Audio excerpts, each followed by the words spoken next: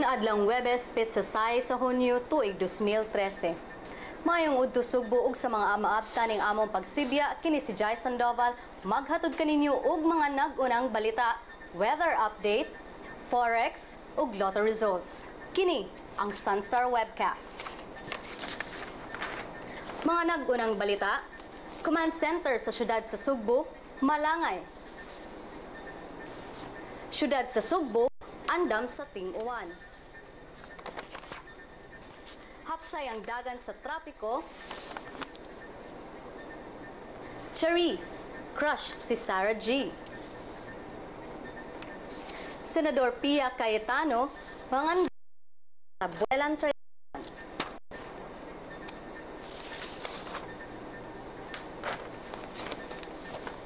Command Center sa siyudad, malangay. Posibleng malangay ang command center sa siyudad sa Sugbo human gihold sa City Council ang pagpalit sa 30 ka CCTV cameras nga ibutang sa mga intersections sa siyudad sa Sugbo. Matud pa ni Alvin Santillana, Operations Officer sa Cebu City Disaster Risk Reduction Management Office, na kritikal sa operasyon sa command center ang CCTV cameras.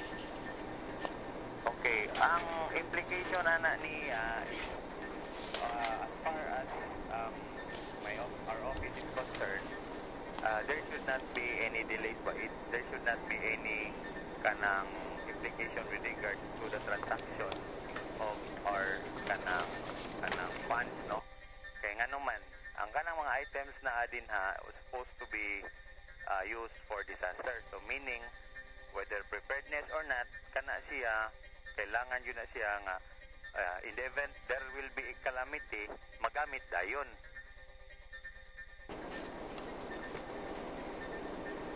Ang command center mao'y gamiton aron mamonitor sa syudad ang mga kalihukan kabahin sa trapiko, baha ug peace and order. Sa executive session sa Cebu City Council kagahapon, wala aprobahi ang pagpalit sa 30 ka CCTV cameras human napakyas ang opisina ni Santillana pagsumiter sa local disaster plan sa konseho.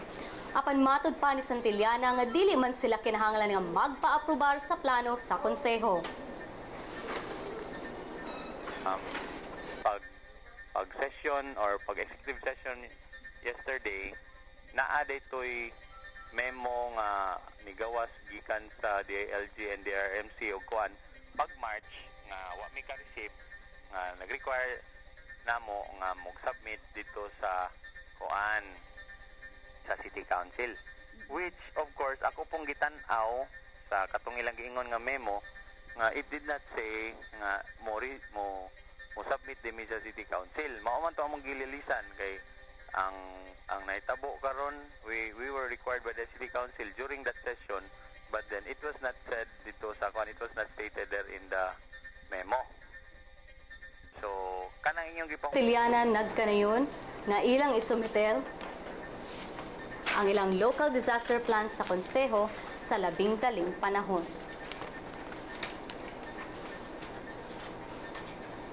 Siyudad sa Sugbo, andam sa ting-uwan. Mipasalig ang Cebu City Disaster Risk Reduction Management Office nga andam ang siyudad sa Sugbo sa umaabot nga ting-ulan. Sa pakikignabi sa Sunstar Webcast kang Alvin Santillana, kinsa Operations Officer sa CDRRMC, nagkanayon nga adunay mga pagpangandam nga gihimo ang siyudad pero kinahanglan pod ang kooperasyon sa katawhan. City has been always prepared aning ato ang rainy season, no? In fact, once mag-start ang rainy season, it's the typhoon season naman sad, no? Ang ato alang gihangyo is ang public na, no? It 50-50 magud ni preparation for the rainy season or for the typhoon season is should be both ang residents ug ang gobyerno. It should not be just the government alone preparing for the rainy season, because the one who will save their own lives will be the people, no? Ang city has been always prepared aning ato ang rainy season, no? In fact, once mag-start ang rainy season, it's the typhoon season naman sad, no? Ang ato alang Matud pa ni Santillana nga ila pod gimonitor ang mga lugar nga kasagarang gibahaan. Kini mao ang mga lugar nga nagsubay sa Mahiga Creek, gikan sa SM padulong sa Gaisano Country Mall. Apil sa kasagarang gibahaan ang Tipadilla area nga maoy gawasan sa tubig gikan sa Lahog River. Sa laing bahin, si Mayor Michael Rama nagkanayon nga ang City Engineering Office nangandam na sab sa ting-uwan. Ang engineering they've been very mindful and aware about it. So hopefully, kato ato mga may respond but cannot be an absolute guarantee. Kaya naman tayo mga gusto gibuhaton na comprehensive drainage system. But we have not comprehensively implemented it. Ang engineering they've been very mindful and aware about it. So hopefully, kato ato mga project may span but cannot be an absolute guarantee. Kaya naman tayo mga gusto gibuhaton na comprehensive drainage system. But we have not comprehensively implemented it. Ang engineering they've been very mindful and aware about it. Trapiko. Walay na matikdang kahuot sa dalan kagani ng buntag. Hapsay ang dragan sa trapiko sa Dalan Colon ug Osmeña Boulevard. Ning maong pagbalita, walay dagkong aksidente sa kadalanan nga na-report sa City Traffic Management Office.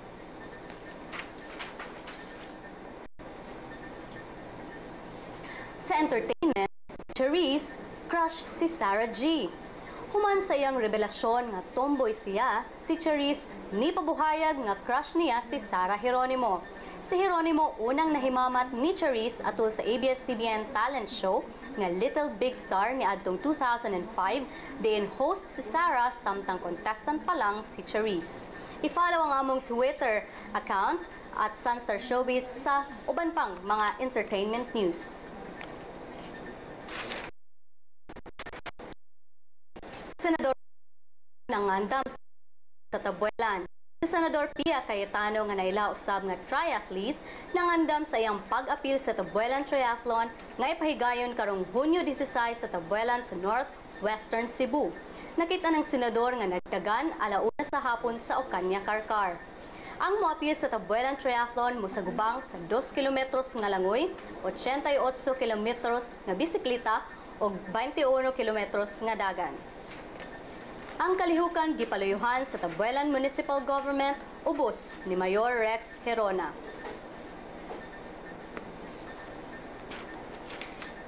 Sa lotto results, alang sa mamustahay og loto, ayaw kalimot nga ang bula karong gabi sa 642 nga nagtangag og 34 million pesos.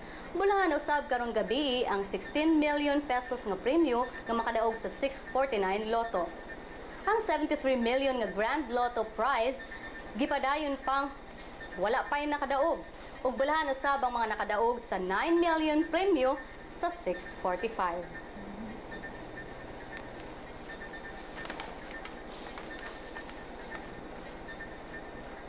Ang balor sa dolyar gikan sa Bangko Sentral ng Pilipinas $1.41 pesos.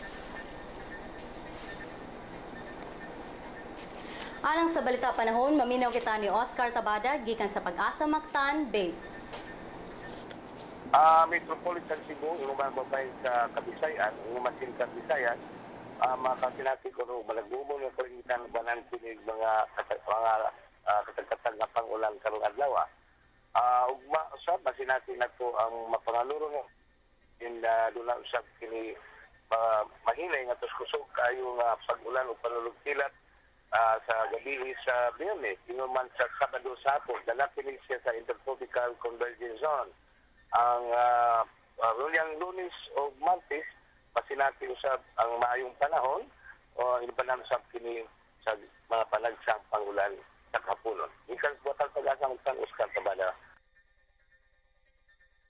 Para sa uban pang mga balita karong adlaw, bisitaha lang ang www.sunstar.com.ph o gi-follow ang among Twitter at Sunstar Online o gi-like usab ang among Facebook page, Sunstar Philippine News. Kini si Jason Doval para sa Sunstar Webcast.